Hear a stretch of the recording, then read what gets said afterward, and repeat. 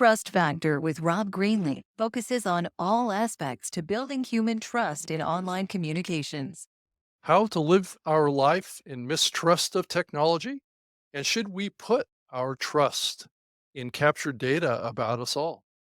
Rob Greenlee here again in episode 7. Thank you so much for joining me.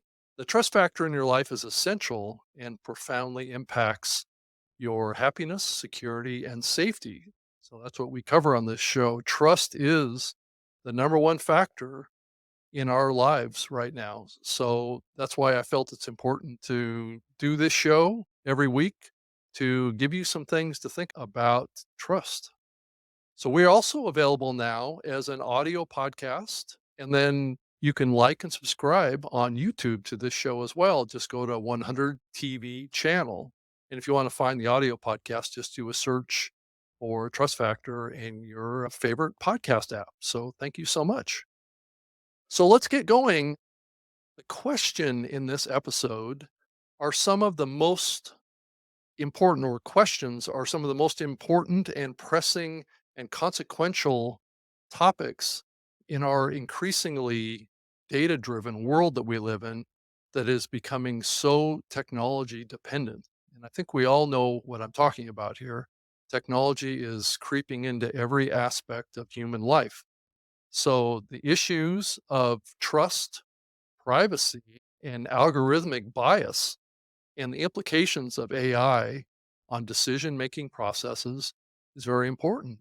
And great power, great potential power over human freedom is at stake, especially when you think about the potential corrupt use or the use in of this technology that can have a lot of power and control, and the enablement of the potential of unlawful uses are definitely possible with this technology. And I think we're just seeing the early days of how it can be used. And as we look at other parts of the world, you're starting to see that start to rear its head, like a country like China. Likely, unless we build in to the AI limits to its actions and create what I like to call an AI constitution of sorts that basically will put limits on how it enforces laws and or will create its own laws. So that's the risk. We need to figure out a way to put guides in here, just like we have in America with the US Constitution, which basically sets a basic framework for the structure of society and how the rule of law will fall into play and what we have rights to do. Now, if we don't have an AI constitution, then laws could be just made up by the AI as it grows in its intelligence. And if we do have laws that we all agree to in the Constitution, then that AI only is limited to enforcing those rules up to some set point of enforcement. So remember that technology in of itself is neither good nor bad. So as we think about technology, it's how we use it is what really matters. And it really determines its value or level of trust, right? So as we think about technology just more broadly, how far do we trust it? And what is the value that comes from that trust are things that we need to think about.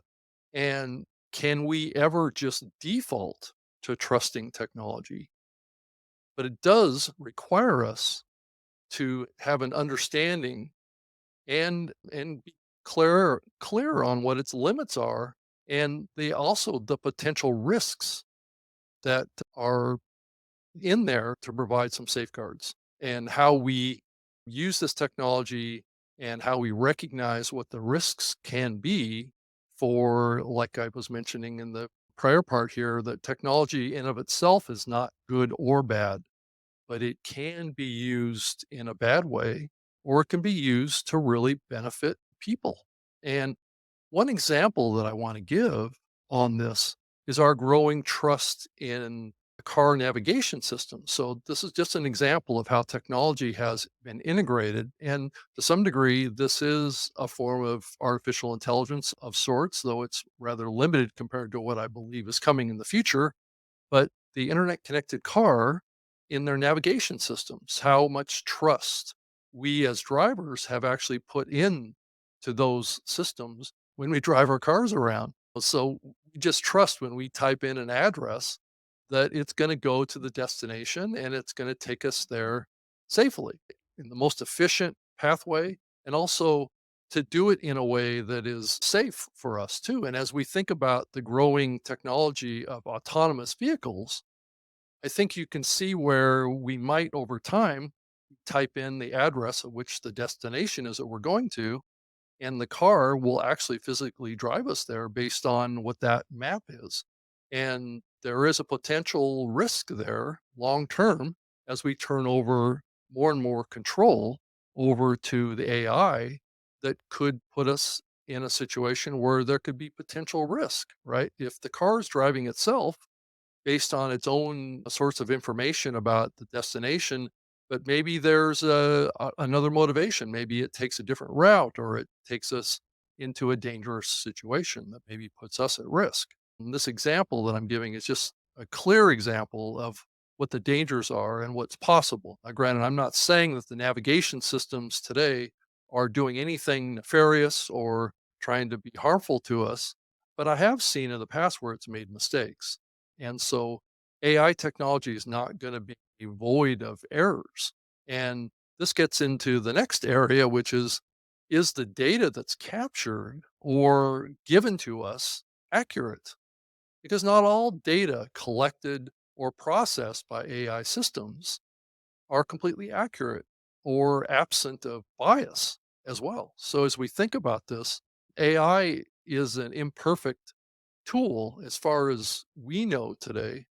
I think AI systems really getting into controlling a lot of human behavior and human activity is still an undiscovered area right now, and it can either be good or bad. The quality of AI outputs is heavily dependent on the quality of the data that it uses or it collects, right? So if it collects incorrect information through either a glitch or a interpretation of data that's captured, there is a potential of an error. Is the inputted data any biased at all? Is it flawed? Is the output skewed? Could the output be skewed in an incorrect way? So that's why it's very important that there's no absolute trust in AI or cloud technologies for decision making. Can, if we do have this trust, it can lead to errors and incorrections or mistakes or all sorts of calamity. It could be used for very dark things. So we just don't know yet. I think we're in relatively uncharted territory at this point, but or it could reinforce biases. Maybe there's biases in the data that, and you can start thinking about all the potential uses of AI, whether it be in employment, whether it's professional assessments, whether it's just the spectrum of the potential impacts of errors as we turn over more control over to AI technology is rather mind boggling and really makes you wonder, can we really get our heads around this? And also, the next factor of this is privacy of your personal data, right? So, as we think about AI getting increasing access to, let's say, our biometric data or our behavioral data or communications, you can just kind of roll up all of the data that's being inputted into our mobile phones, into our computers, into our televisions, into our increasingly into our autonomous driving or internet connected vehicles. You think about all of the video cameras that were the ring cameras and all of the in-home internet connected devices that we have, that that there could be a real issue around privacy of your own personal data. Technology advancements have resulted already in severe privacy concerns. So, as we see AI getting more significant out there, that there is a chance that this could become a much larger issue. As massive amounts of personal data are stored and processed in the cloud oftentimes without the user or the user where the data is collected from do not have explicit knowledge or consent to capture that data or to store it, or let alone use it in combination with other data. This could lead to misuse and unauthorized access that could be used against us, or can be used to for good as well. I think it's very important that as we look to the future and AI is increasingly important, that increasingly you as the source of the data need to be in more control of your data. And this has been a debated issue for many years in the technology sector about users owning their own data. And I know that like Facebook and other platforms have given access to data through either a download of a large packet file that gives you access to all of your data that you put into Facebook and things like that. But I think what we're really talking about here is understanding what is being collected about you and what that really means. And I'm not sure that we all have a clear idea of that. And who's accountable to this? Who is the judge as we look to the future of artificial intelligence? Is there a is that going to be the government? Is it going to be a higher level AI that's more of like an assessment of values or rules or whatever that governs other AI technologies? So we start thinking about almost like a government regulation governing various artificial intelligent entities out there as we see robots and we see this artificial intelligence utilized in a lot of other places. One of the critical challenges with AI is what's called the black box problem, meaning it's often difficult to understand how exactly these systems are going to arrive at choices and decisions. They will likely lack in transparency and can result in unfair outcomes with little recourse for the person that the outcome is inflicted upon, right? Who is accountable for incorrect decisions or maybe corrupt or improper decisions, or as artificial intelligence develops, it starts to develop its own judgment for things. And what recourse do we have and who is that through? I think is a big problem. Who has the final ruling of wrong actions by AI? I think it's a valid question to start thinking about. And so, really, the bottom line here is should we trust captured data about us that are feeding the algorithms in AI? That's a bigger question. You would think that we could trust the data being captured as accurate, but maybe it's not. I don't know that we have the answer to that. And this data also goes up to the cloud, is being put there supposedly under the guise of helping us make better decisions in our lives. And this gets back to the the rationale behind this is that I think there's a recognition or this perception that the AI will be able to know us better than we know ourselves, and that it will be able to make better decisions about aspects of our lives and the choices that we make, whether it's a medical diagnosis or if it's a decision about a career or how to handle a particular situation.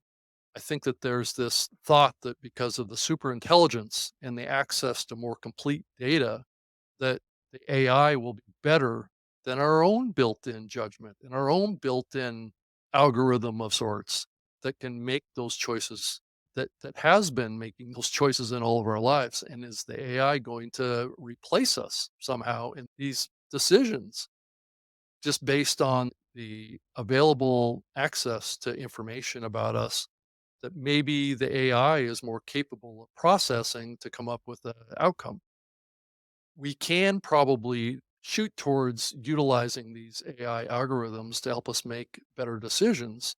But I think we need to take that process with caution and skepticism. I know I've mentioned this in past episodes about caution and skepticism around AI, but we need to figure out ways to mitigate these risks that the algorithm will make the incorrect judgment for us. and then somehow have the ability to inflict that on us. And we need to have some process that can foster a healthy relationship with that technology through this process. A- And I do think that we can try and work towards promoting transparency in the AI realm and openness. Now, granted, I don't know that's realistic. So as we think about AI algorithms, should they be transparent? Should we understand how those algorithms work? And the question that I have for that is it really possible for us to understand how those algorithms actually work? And it just may be too complex for us to comprehend. And I'm not sure how we get access to that data and whether or not proprietary platforms, which I am sure these will be built on, will not want to publicly share their magic formula.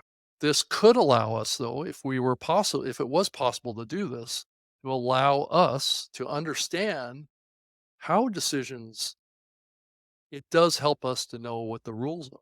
So as we come up with like maybe an AI constitution or AI rules, hopefully we're going to have AI rules because if we don't have AI rules or an AI constitution, then anything is possible. Anything, any outcome is possible potentially. If the AI gets enough information about us and there's a nefarious interest behind AI, that wants to create a specific outcome that we don't necessarily want, it may have the power to make that happen, whether we want it to or not. And that's what the danger is, because AI with this type of power will be able to implement enforcement against us. So, what we need to have is strong privacy laws and some level of security around these algorithms with some regulation. I know that there's been a large group of AI scientists that have expressed this concern that we need to put a pause on AI development to develop, a framework of rules and regulations for protecting user data and ensuring its responsible use. And so I think these are very important things. And one of the big things is educating users, educating us. I want to know public awareness and education on data privacy and AI and cloud technologies would be great. But can that be really accomplished for all humans? Are all humans capable of comprehending the complexity of this? I think we have to trust humans in their ability to guide AI and to oversee AI. And we need to have escape pathways to disarm AI when they've gone rogue or they've gone past their guidelines.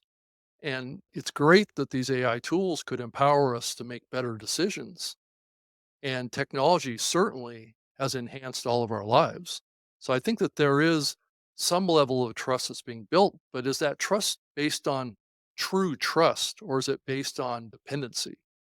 And I think that's where I think the danger is that the convenience of technology has proven, like with the mobile phone and with the navigation system, it's the convenience that builds the trust. But is that trust well founded? And I certainly would love to have technology analyze my CT scans or look at those type of things that there is proven evidence that it has a better ability to diagnose disease or problems than a human doctor does that maybe is prone to more mistakes or not being as educated as an AI tool might be. It's very essential to consider AI's limitations, and like I've said, its potential risks. But we also need to look at what's the opportunity of this technology to improve our lives. And if that's the goal of AI, is to improve our lives and to make us healthier and to make our system much stronger and have a real responsible AI that is definitely helping us in our pathway through life. I think that there's an advantage there.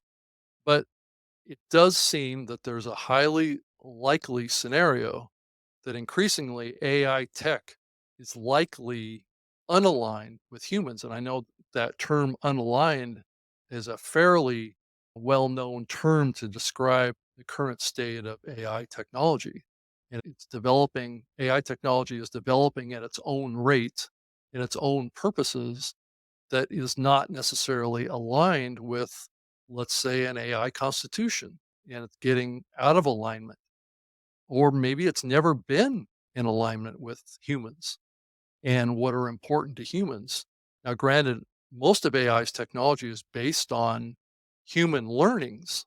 And so AI is going to know us. This is true over time. AI is going to know us better than we know ourselves. And that's the real danger and opportunity of AI technology. And that's where this mistrust comes into play. We need to be skeptical of AI technology because we're going to need to live in an era of mistrust until the AI can prove to us through us being diligent that AI can be trusted in all situations. I just don't know that this is an AI that was built by humans. And humans are known to have dark sides or evil sides or corrupt sides as well as good sides. Depends on who you're talking about. And that's going to vary with AI technology too. There's going to be some AIs that are, let's say, maybe used in the military that, are taught how to do certain things that may be violent. And then there's other AIs that are going to be built that are more social AIs and that are much more about surveillance, control, and enforcement of laws. And so I think there's going to be this spectrum that we have to deal with that is going to be coming in the future that needs to be thought about. And we really need to dig into it. And that's part of why I'm doing this show is that I want to be able to communicate, dig into these topics. And I am going to be diving into a lot more AI topics in the future in even another show that's being contemplated right now that will be focused on AI technology. But that's a separate opportunity or a separate show from this. But this show will ride along with that too, because I do believe over the next few years, this AI topic will be one of the, if not the top issues around trust in our world today. And increasingly, to take this back to the human level, I believe humans need to focus on finding ways to trust each other more and building trust as well, separate from technology. And but that is increasingly becoming more difficult. So that's the main topics of the show this week, and I appreciate you being here and listening. But I did want to cover really quick a couple of comments and show feedback from episode 6. Melanie Flavi wrote, "All our data is at the mercy of our many corporations. So it's hard to find the balance between using technology and trusting that our data will not be misused." Yeah, I think that cuts to the heart of this whole issue around our data privacy and these AI tools getting access to it and then being used or misused or in benefit used. So I think we have to look at this in a balanced way. And I agree with you, Melanie. I think that is the question of the time. And Ross Brand wrote, "So much trust in our experts and institutions has been lost." So this is another great point, Ross. And I appreciate you raising this is that one of the reasons that I am doing this show, this Trust Factor show, is because I felt that too. I felt like over the last 2 years, there has been so much loss of trust in every institution and in many relationships, corporations, just organizations across the board that have proven to be or exposed to be either corrupt or have done things wrong or harmed people. And there's other humans out there that are out there causing havoc and increasing crime, makes people distrust each other. And that's the big thing that's going on right now. I wanted to mention also, and I appreciate Melanie and Ross for the feedback, and I certainly look for as much feedback as I can, and I will definitely talk about it on the show. Just give me feedback in the comment fields on YouTube or in the podcast apps, or actually, I think you can do it in Facebook and some of these other platforms where we post links to episodes, and then you can go in and make a comment about what you've heard in this show. And because I do want to create a feeling of community here with this show and get your ideas and your concerns and talk about them on the show as well.